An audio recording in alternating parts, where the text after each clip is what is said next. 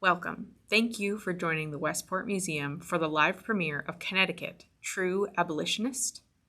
Today's special presentation of this previously recorded discussion, originally aired on CPTV as a part of their Cut Line in the Community series, is done as a part of WestportREADS 2021, Towards a More Perfect Union, Confronting Racism.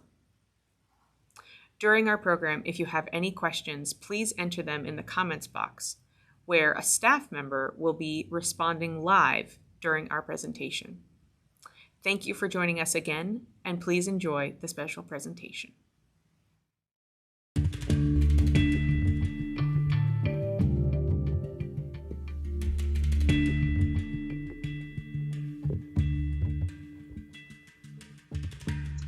Hello and welcome to Cut Line in the Community. I am Nicole Carpenter, the Programs and Collections Director at the Westport Museum for History and Culture, and the host of today's episode, where we will be exploring the true nature of the Underground Railroad and the abolitionist movement in Fairfield County and the state of Connecticut. I am joined by Nicholas Foster, the Associate Curator at the Wilton Historical Society in Wilton, Connecticut. For the Historical Society, he has curated exhibitions on a wide range of topics, including semi-pro baseball teams locally, historical fashion, early colonial life, women's suffrage, and Wilton's involvement in war. He also oversees the Society's archive, the Wilton History Room, which documents Wilton's history from pre-European contact through modern times. Ramin Ganeshram is both an award-winning journalist and food historian, who is currently the Executive Director of the Westport Museum for History and Culture, formerly the Westport Historical Society, in Westport, Connecticut. Ramin's area of study is colonial-era African American history, particularly focused on the foodways of enslaved African Americans and mixed-race people. We are also joined by Joel Lang, who, during his nearly 40-year career at the Hartford Courant, frequently wrote stories with a historical perspective, including a history on the Courant itself.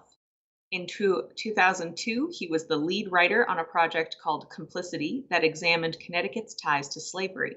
And in 2005, he co-authored the book sequel, Complicity, exploring the North's role in perpetuating and profiting from slavery. So welcome, everyone. Thank you so much for joining me. To begin, I'd like to briefly give our audience some context about the slave trade and the realities versus the myths in Connecticut. I wonder, Nick and Ramin, if you would each give us an idea of the number of people enslaved in the state, as well as the reality of ownership of human beings in Connecticut. So let me preface this by saying that exact numbers are very difficult to provide for a number of reasons. The first being that census taking then as now can be an imperfect science and depends very much on who is providing the information. The second thing is that the way taxation of human property happened in Connecticut and elsewhere in this country, enslaved people who were under a certain age often were not counted because they were not being taxed in public records. Having said that, Connecticut had the most enslaved people of any New England state. And by the time of the Revolutionary War, the census that had been taken just before the Revolutionary War, there were 6,500 counted enslaved people in the state of Connecticut, most of whom resided in Fairfield County. And we find that bears out in Wilton too, trying to find even local records sometimes. Our earliest census is 1790. So finding traces of enslaved people before then, you have to rely on a few different sources, and they're not always complete. Frequently we find, as Ramin alluded to, tax records, probate records of when someone would pass away and essentially bequest an enslaved person. And a few other areas, simply writings and other documents that might mention an enslaved person. is really how we have been able to find the enslaved people in Wilton and the surrounding area. And even then, we're constantly doing more research to find more people. So to Ramin's point, it's difficult to find the exact number, but we do know that slavery was extremely prevalent in the state and the colony and the state throughout the 18th and into the 19th century. You had asked about the nature of slavery. Sorry to interrupt you. I just wanted to answer that question a little bit. And that is, it was different from slavery in the South, but it wasn't any less cruel or any less difficult for the enslaved. So in the South, you had a plantation system for the most part. That system meant that fewer families owned many, many more people to do, for the most part, agricultural labor. Here in Connecticut and New England, what we're talking about is actually more individual families owning fewer people. So you might have a great example here in Westport is the majority of founding families in Westport owned at some point during the colonial and early federal period anywhere from 1 to 2 to, in some cases, 12 other human beings of African descent and indigenous descent. So this is one of the ways that it was different in Connecticut.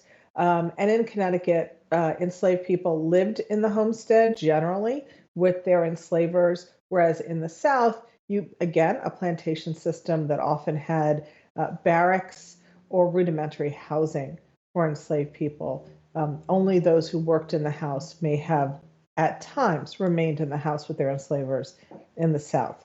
So this is a little bit of just a sort of the tip of the iceberg on how it was different, but no less cruel.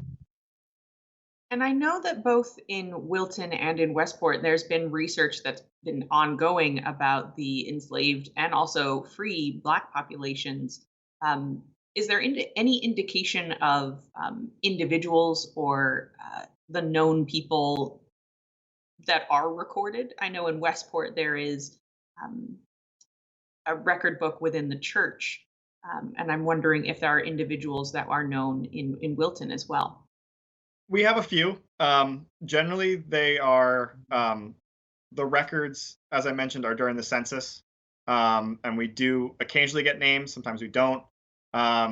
We also have surviving things such as bills of sale, where we know at least 2 different enslaved people who were. We have a history of their transaction through a document that has survived. They have a name that we're able to track.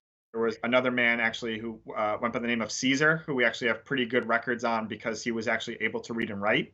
He wrote his own will, and was actually the first, and as far as I can tell, only enslaved member of the Wilton Congregational Church.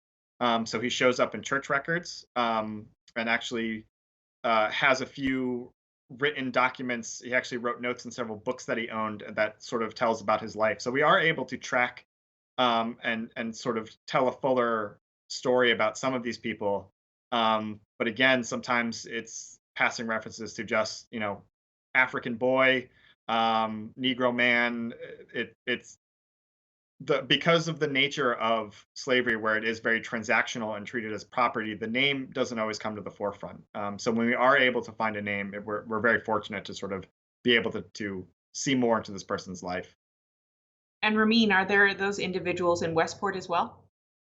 Very much so. As you mentioned, Greens Farms Congregational Church, the church record book from the mid 18th century into almost the mid 19th century is a very useful record for us.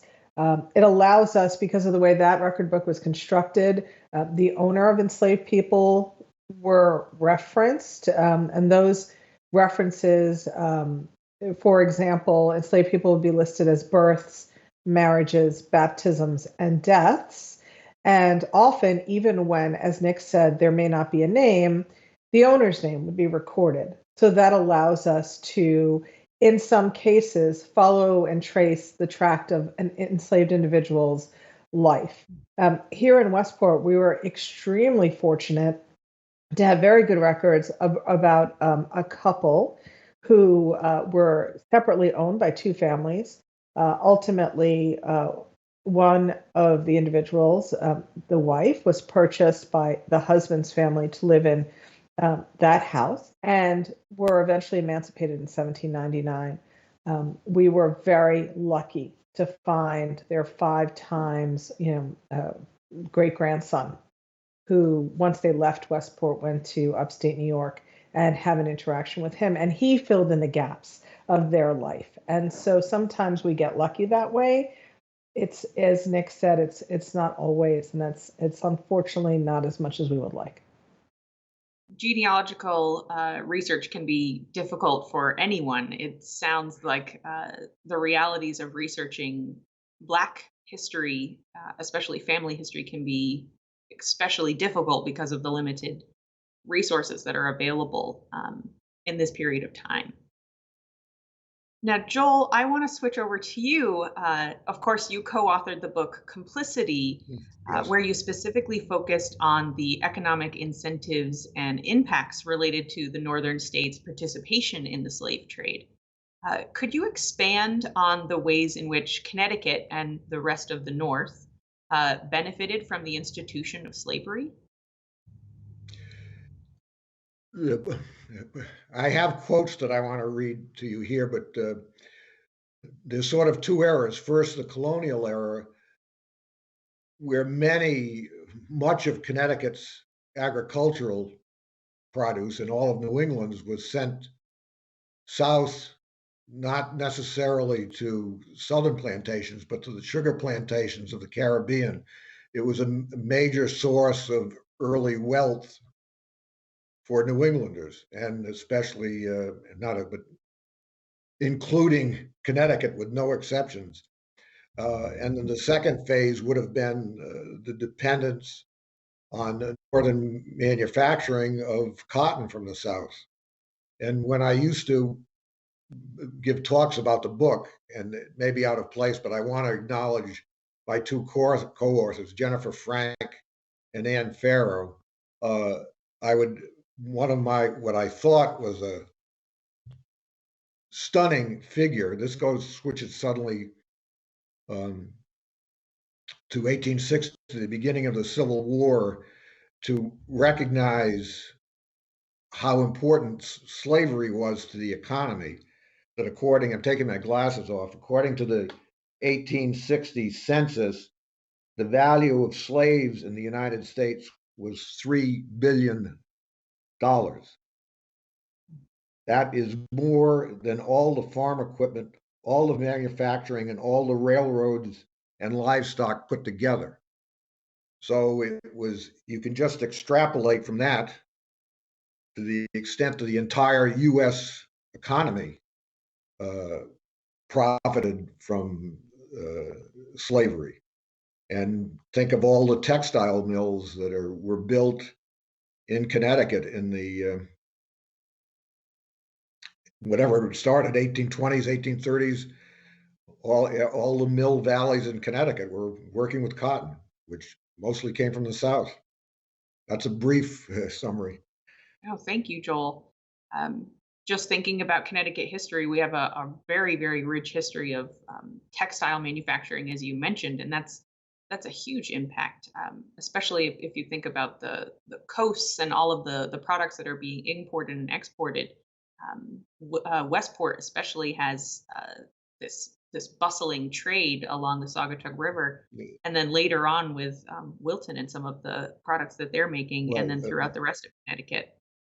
Let me just add some things. I prepared several short lectures for this program, but Ramin, I know, is familiar with the exports from Westport, which of course is on the Sound. But the other source I like to quote, and this is very vivid, from Bernard Dalen, who I believe, I don't know if he's still alive or not, but he's considered the dean of colonial historians. He was at Harvard. This adds or undercuts so many conceptions about how New England itself became profitable. And I guess in school we learned about, New England didn't have enough money to send back to the mother country. So Balin writes this: how was it that this unpromising, barely fertile region, incapable of producing a staple crop for the European market, became an economic success by the eve of the American Revolution? The most important underlying fact in this whole story, the key dynamic, unlikely as it may seem, was slavery. New England was not a slave society. On the eve of the Revolution, blacks constituted less than 4% of the population in Massachusetts and Connecticut, and many of them were free. But it was slavery, nonetheless, that made the commercial economy of 18th century New England possible. And then he says the greatest profits were the West Indies trade, the planters, which imported all livestock, wood staves, flour, any kind of sort of natural resource or agricultural product you could think of. So Right. that's from There's Bernard Balin, and I like to pair that, which is, that's about 100-year span from the Revolutionary period to the Civil War, where one economy or the other was tied directly to slavery. right. Ramin, I wonder if you would speak to some of the specific ways that Westport and Fairfield County benefited from this economy built on slave labor. As Joel and you have pointed out, the main way was in sending farm goods, specifically food, at first to the Caribbean. And Westport, and of course a fair amount of Fairfield County being on the Long Island Sound, Westport very specifically having a river that led from the Sound right into the heart of the town, really created an ideal circumstance to trade with and ship material to the West Indies initially. So what would happen here, for example, grains, cracked corn, wheat. We have ships manifests that talk about eggs, right? A lot of people don't realize that eggs can actually remain viable for 3 to 4 weeks unrefrigerated. In fact, America is the only country that refrigerates eggs to this day. And because of that, we would send eggs in barrels down to the West Indies, a trip that roughly took 3 to 4 weeks. Salted meats. And most of this was to feed enslaved people working in sugar plantations in the Caribbean.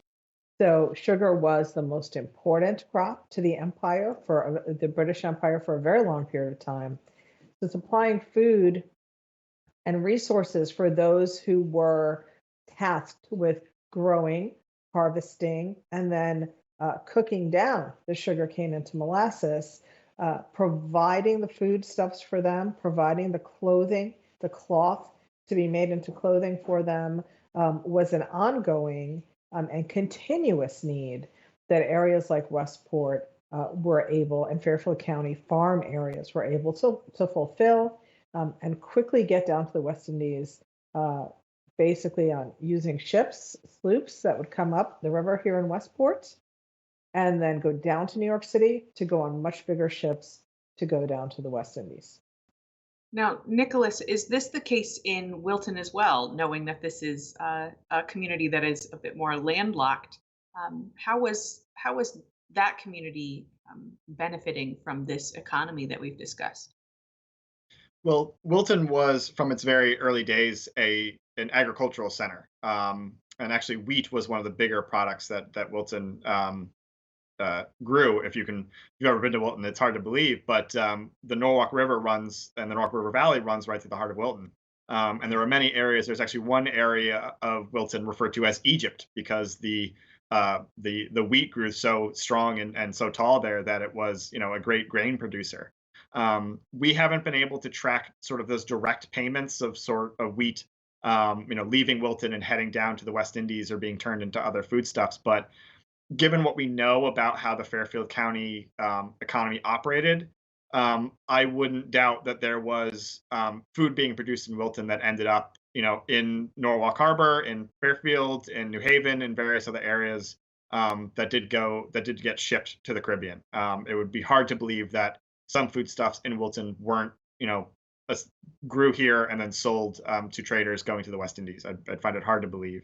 And of course, a lot of the agricultural work that was being done in Wilton was being done by enslaved people. As Ramin mentioned earlier, you supplemental labor for free labor through enslaved people.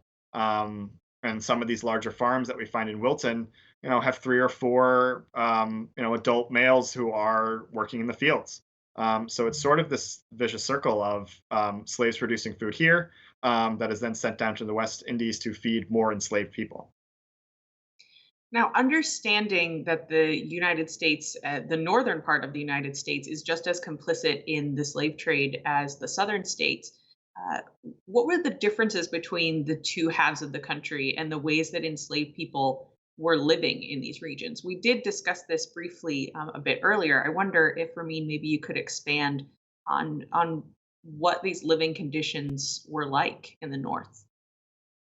So, as I said, here in the north, with the exception of a few, and there are some houses, plantations that did have separate quarters for the enslaved. You can see this at the Royal House in Boston has an extant standing quarters of the enslaved. That was unusual. For the most part, we didn't have vast plantation systems. There were a couple in Connecticut and New London, but it wasn't the norm. So, what I often tell people is that as you drive around Connecticut, you drive around Fairfield County, and you see some still standing beautiful homes from the 18th century or the early to mid 19th century. If that was a family that had a big enough farm to require enslaved people, the enslaved people lived right in that house with those who enslaved them. They did not have their own rooms. You have to understand in this period of time in the 18th century, privacy as we knew it, as we know it today, was not a concept for anybody, white, black, or otherwise, and certainly not for servants of any kind, whether free or enslaved. So that meant if you were an enslaved person and you were owned by a family here in Connecticut and you lived in the house as you would, where did you sleep? Well, it kind of in many ways depended on your job, so to speak. If you worked in the kitchen, you slept in the kitchen by the hearth because you had to keep the fire, the embers going, so that early in the morning when they had to be stoked again, you had a spark to work with. If there weren't many enslaved people in the house, everybody might sleep in that kitchen because it was warmer in the winter. If you functioned as a personal servant to somebody who owned you, you slept in the hallway outside of their room or possibly on the floor right beside their bed, should they have a need that they wanted you to fulfill, bring me water, empty my chamber pot, so on, during the night.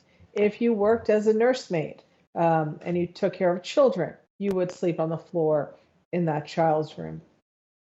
Other enslaved people who would perhaps more likely to have had possibly their own quarters separately would be people with highly skilled trades, such as a blacksmith, might and often would live above the blacksmith shop.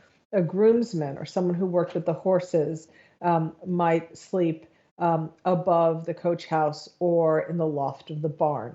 An apothecary, someone who worked essentially as a pharmacist, if the family was wealthy enough that they had a separate room or a separate building to store herbs and so on, most often it was a room like a larder in the house, they might remain there, although cooks often usually functioned as apothecaries. So it really was a case-by-case basis based upon the work you were doing and the need that you fulfilled for the family that enslaved you. Understanding the realities that you all have discussed with us that existed for enslaved people in Connecticut and in the North, where did this myth that the state of Connecticut was an abolitionist state, where did this kind of romanticized image of the state come from? If Ramin, you'd like to start. So I think about this a lot. I have a couple of theories. I certainly would love to know what Joel thinks about it as well. But to my mind, one of the main things that created this myth was Uncle Tom's Cabin, because Harriet Beecher Stowe lived in Connecticut. She was a great abolitionist an abolitionist family. Her father was Henry Ward Beecher in New York. And she really, Uncle Tom's Cabin was that first major national, international work that shed light on, exposed the horrors of slavery. So I feel that on some level, the fact that she was from Connecticut, she was she was a contemporary on some level and admired by people like Walt Whitman and so on. Um, that created an illusion in the mind of many people that Connecticut was a pro-abolition state. In later years, I really think that the Civil War had a lot to do with furthering this myth, not just about Connecticut, but about the entire North in the mind of Americans at large, where it became very easy to paint the South as the complete aggressors in this situation. The war was very clearly fought over slavery, as is human nature, to create a villain and a hero because slavery and its ill effects were so obvious in the South. It was easy for the North to kind of slip under the radar, if you will. That's my thought on it. I would love to know what Joel's opinion is. Well, thank you. I think you pretty much covered it. I had forgotten about, wasn't thinking of Harriet Beecher Stowe. What I was thinking of was the Civil War and an essay I read at the time of doing this research by Robert Penn Warren.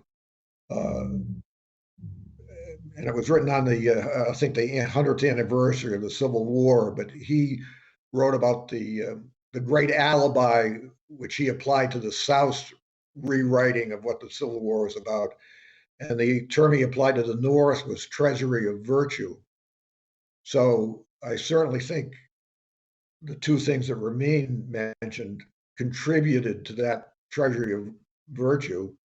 And I'm not adding much, but if you back up just a second, to the extent anybody learns about the Civil War anymore, it is that the North fought the war to end slavery. And so it's this blanket apology, excuse,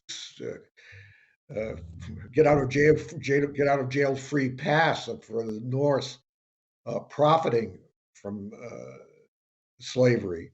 And it may seem unfair. I want to go back. Nicole used the term slave trade, which is easily mixed up with the slave economy. And I would like Ramin to help me out on this. So often, even now, when people talk about slavery, the horrors that were inflicted, they think of it as a moral issue. They think of it as how slaves were treated and how cruel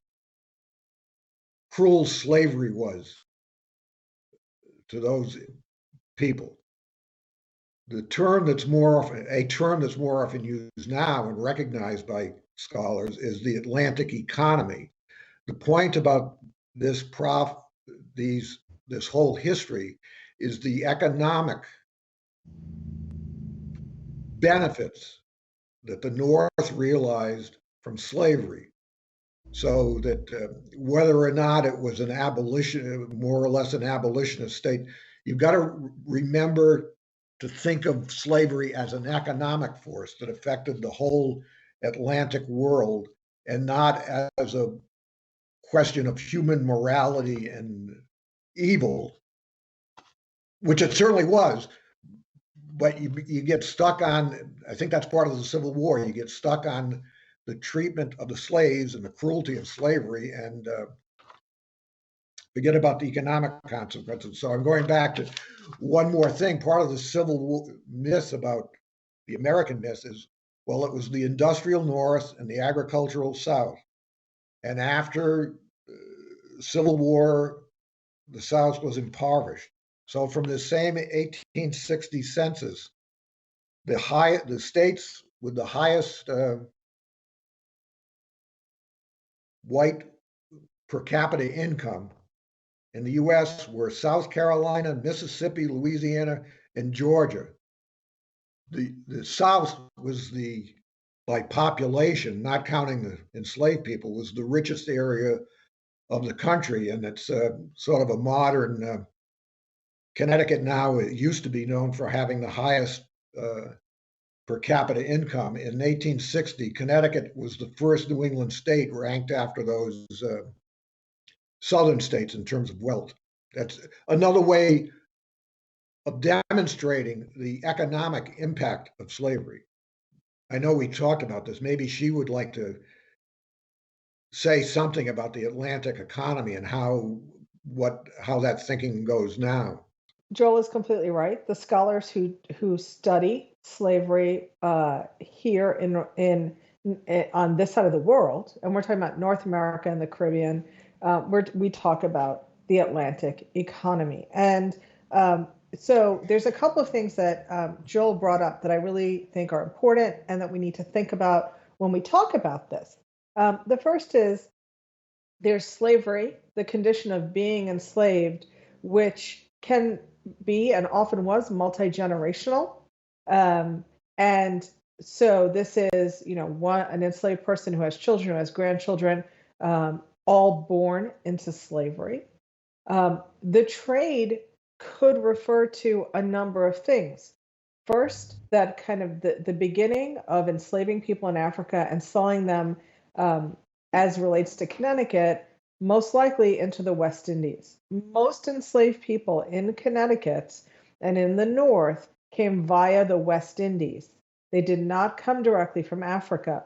There are some cases when that happened, usually in New London, in Newport, because you're talking about ports that were frankly big enough to accommodate slave ships.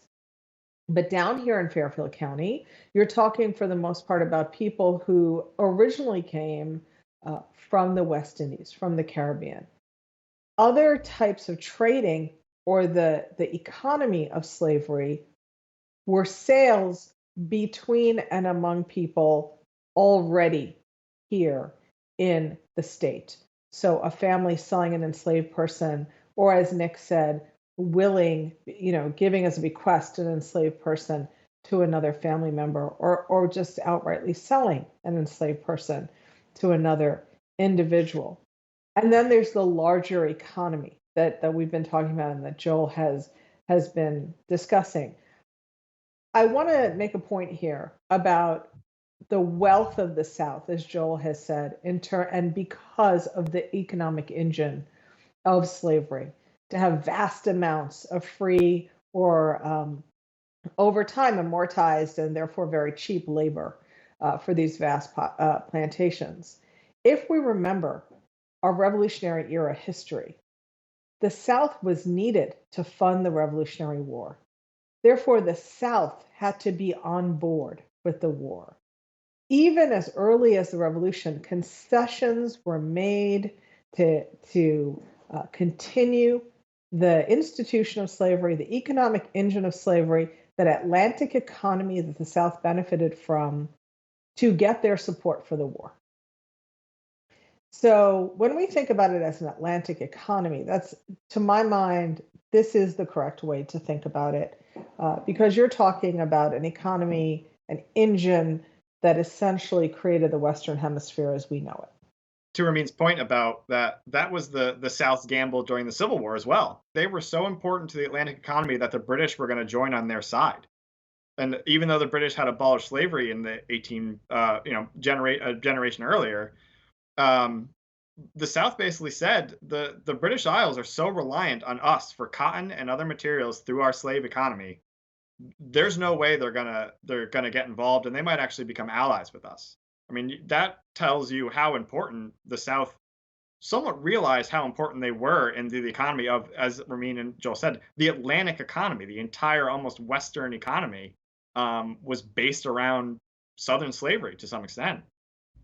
These goods are so intertwined with the economy throughout the world, and that clearly just shows how important and how vital this the economy built around slavery was, both during the 18th and later on into the mid 19th century, not only for the United States and Connecticut, but also globally for that economy. Um, Getting back to abolition and Connecticut and this myth of kind of being this free state, even into the North. Very often we hear of spaces in homes in Fairfield County and throughout Connecticut having these hidden spaces or hidden spots within their homes that homeowners very often claim to be stops on the Underground Railroad. This is the case very much in Westport. And I wonder, Ramin, if you could elaborate a little bit on the situation in the county and Connecticut and what these structures might actually be. First of all, Connecticut, because of its complicity with the Atlantic economy, and it's dependent upon it for its wealth, very vigorously and actively supported the fugitive slave laws, the federal fugitive slave laws that had been enacted in the 18th century, the first one being signed into law by George Washington. These laws said that we call it self-emancipated, people will often say escaped, but a self-emancipated enslaved person who go to a free state are obligated by the federal law to be apprehended by agents in that state and returned to their owner. Some states didn't comply.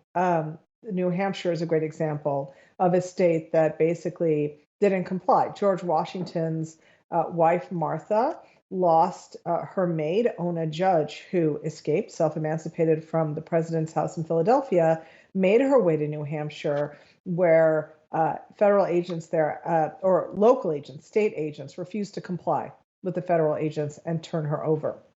Connecticut, on the other hand, absolutely fully complied with these laws. So that meant that enslaved people generally tried to avoid the state of Connecticut, particularly towns on the water. Self-emancipation by water was preferred. It was faster. Remember, the waterways were the highways of the, well into the 19th century. It was safer. You could stay hidden. And you didn't have to go into the interior of a state that complied with fugitive slave laws. So what are these rooms in people's houses that they say, I have a hidden room, I have a back staircase, I believe my house was on the Underground Railroad. So we need to kind of look at the period holistically to understand what these spaces are. When you're talking about a house that was built in the 18th century, particularly around or just after the Revolutionary War, these rooms are likely safe houses, safe rooms. And here's the reason why. During the Revolutionary War, you had, it was chaos. It wasn't the myth that is told that all Americans were patriotic and they wanted freedom from England and everyone participated equally. In actual fact, it was chaos. In actual fact, only 30% of the country supported revolution, 30% were loyal, another 30% didn't care. Mixed in there, or third rather, 33%. Mixed in there were soldiers of fortune, people who switched sides as needed in order to pillage and maraud and burn property and steal and worse. So it was a very chaotic time. It was a very frightening time. And people building houses, both during that time and soon thereafter, often built these rooms in which they could hide themselves and their family should another upheaval of this kind happen. Prior to that, rooms were often built to hide goods. You have to understand that in the colonial period, every single piece of property you owned, down to a teaspoon, was taxed by the British Crown. And one way to lower your tax burden was to hide your goods. So a lot of these little rooms and safe rooms were for that purpose. That's not to say there aren't Underground Railroad houses in Connecticut. There certainly are. Some towns, I've been looking a lot at the town of Colchester, which had quite an abolitionist spirit, and I would not be surprised if there were Underground Railroad houses in Colchester. Nick can speak about one in Wilton. They did exist, but not in any stretch to the extent that people believe, and primarily because Connecticut felt very strongly that it was in its best interest to help its southern neighbors to return self-emancipated enslaved people back to their owners. Given that Connecticut was compliant with the fugitive slave laws and the Fugitive Slave Act, it was not a friendly place for self-emancipating people. Nick, I do wonder if you would discuss a little bit about Wilton's abolitionist movement and one particular individual with William Wakeman and the known Underground Railroad stop in Wilton. Yeah. So in Wilton, actually, an area in Wilton called Georgetown, which actually sits sort of on the Wilton-Reading Richfield border, there was a Baptist church community that became very vocal, a very vocal community for abolition. They had several reverends who spoke out against slavery. They did sort of see it as the humanitarian issue that it was, and began to take steps to advocate for abolition.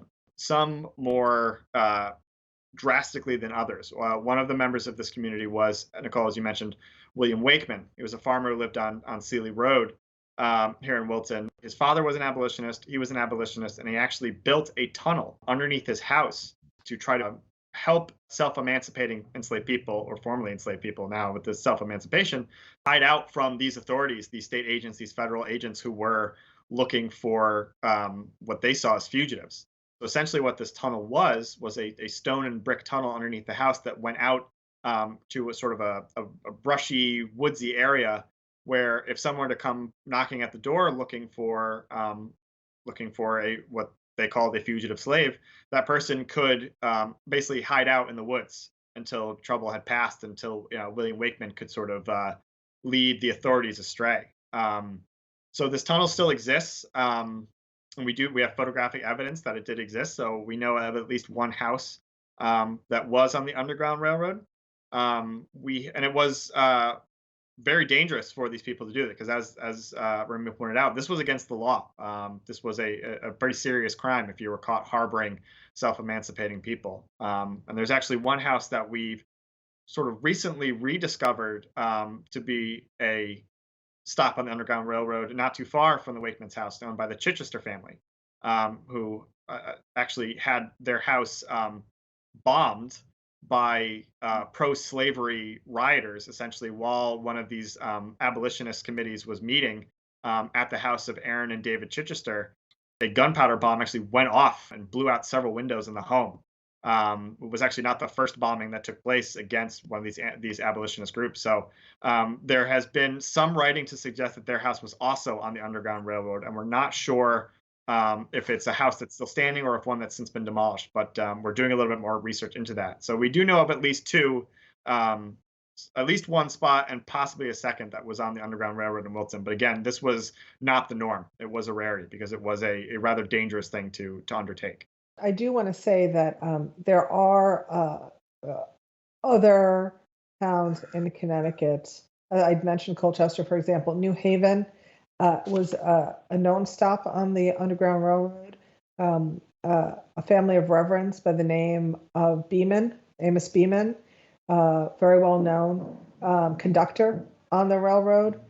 We know this from his writings.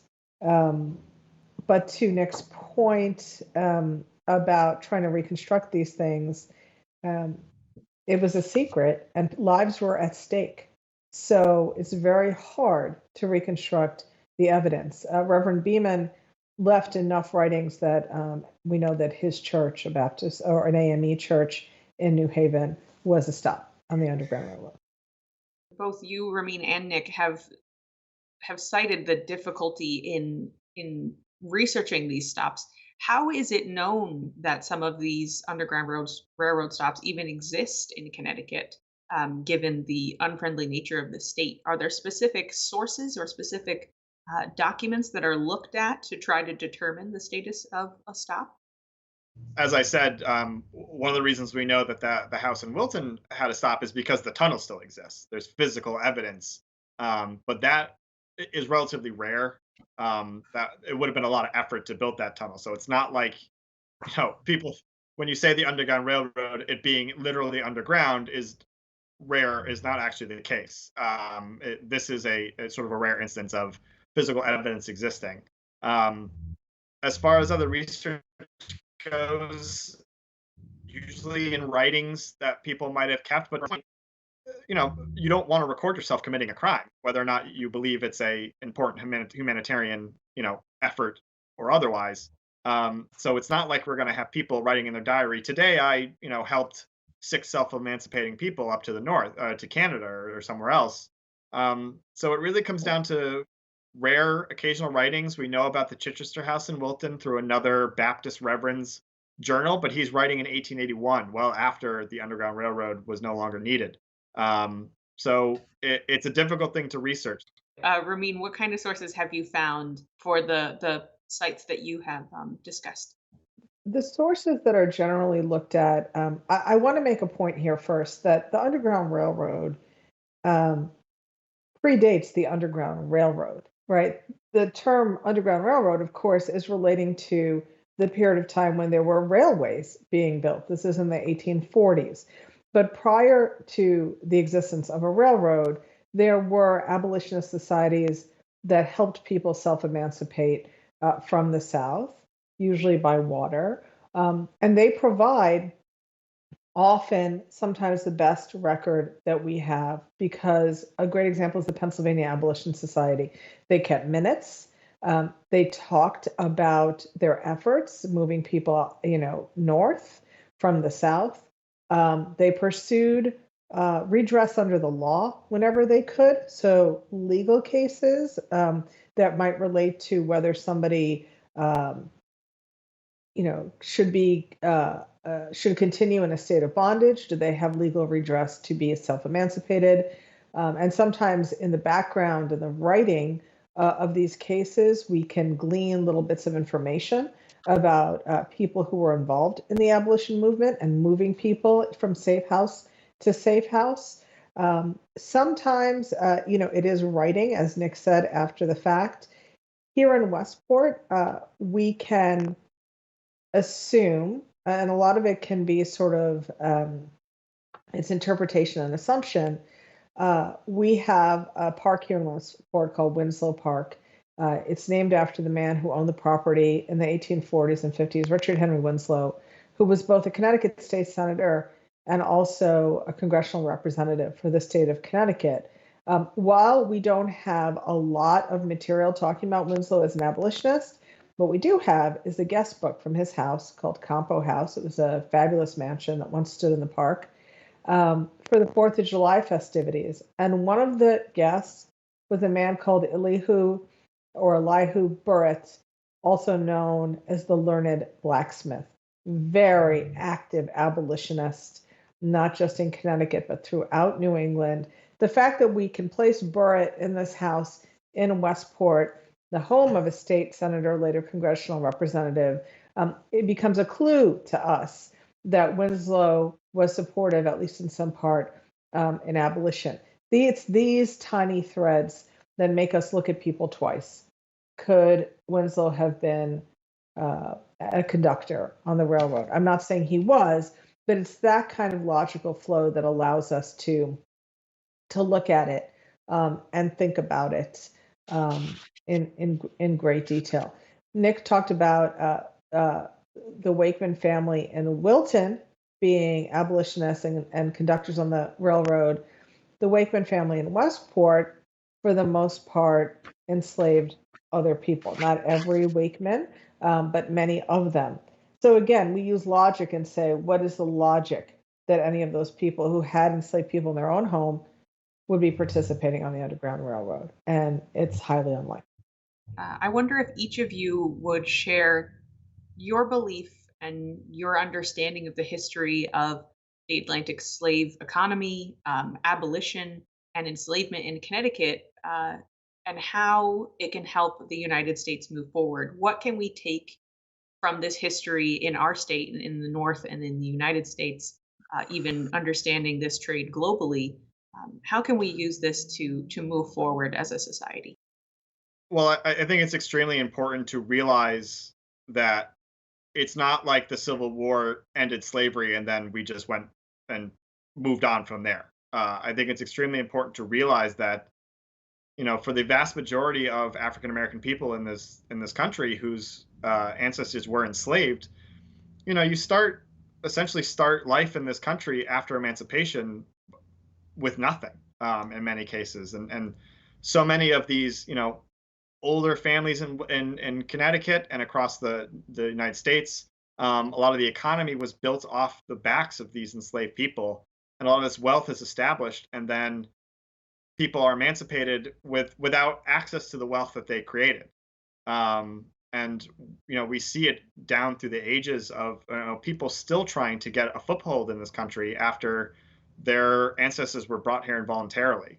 And we need to understand the context for a lot of the issues that we look at today with relationships between different races in this country, and how policing is done in this country, and where wealth is accumulated in this country, dates back to the Atlantic economy that was built throughout the 17th, 18th, and into the 19th century.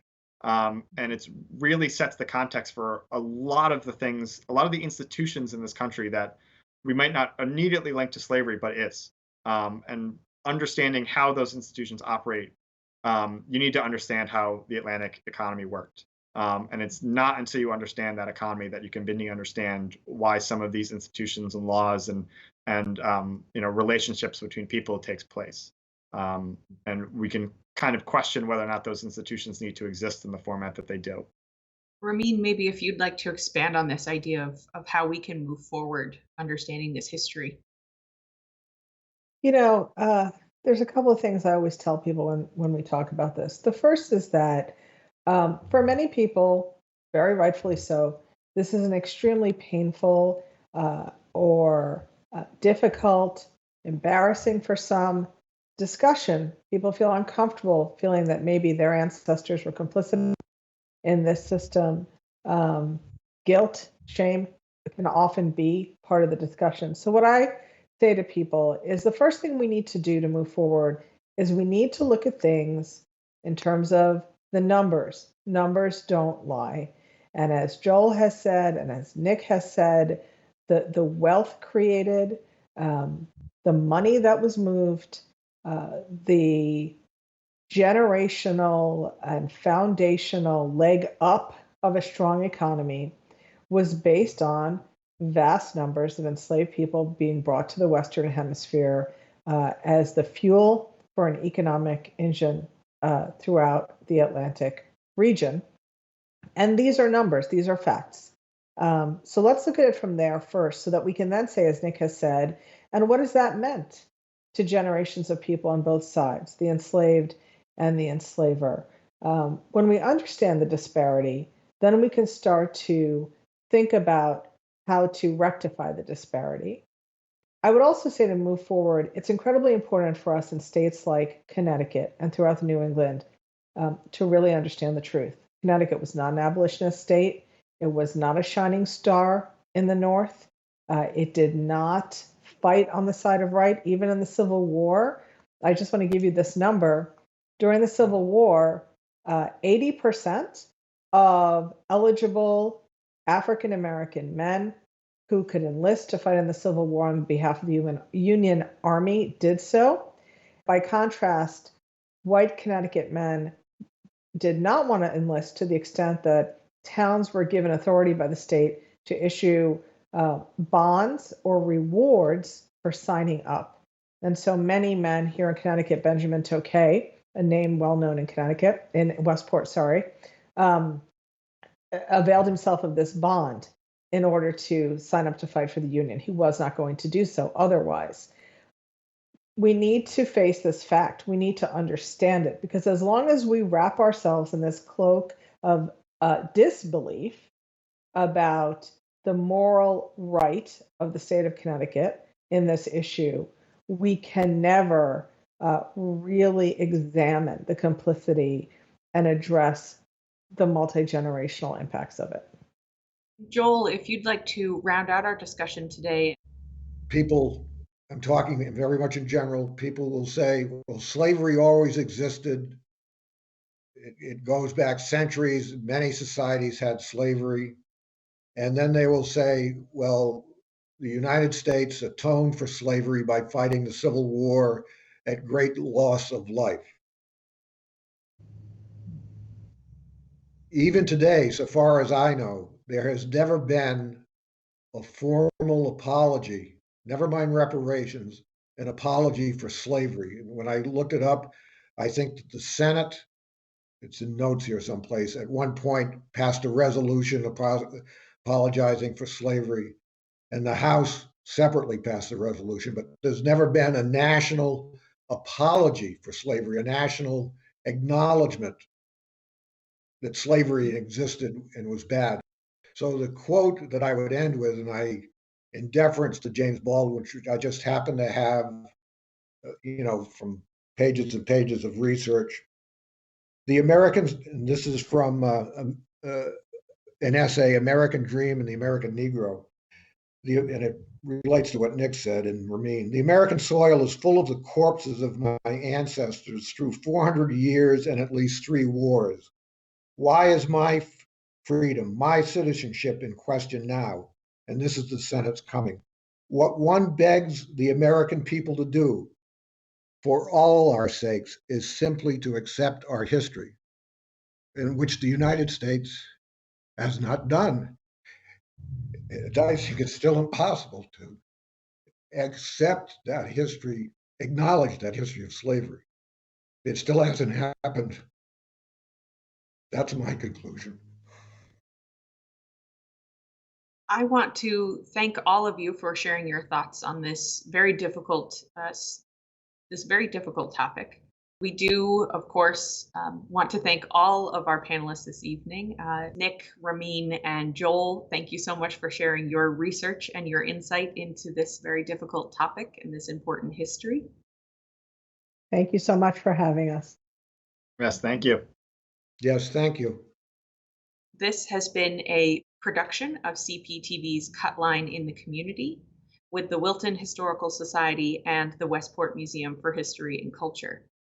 To learn more about this topic and other regional history, we encourage you to visit virtualhistorywestport.org or wiltonhistorical.org. And we want to thank you all for joining us. Thank you.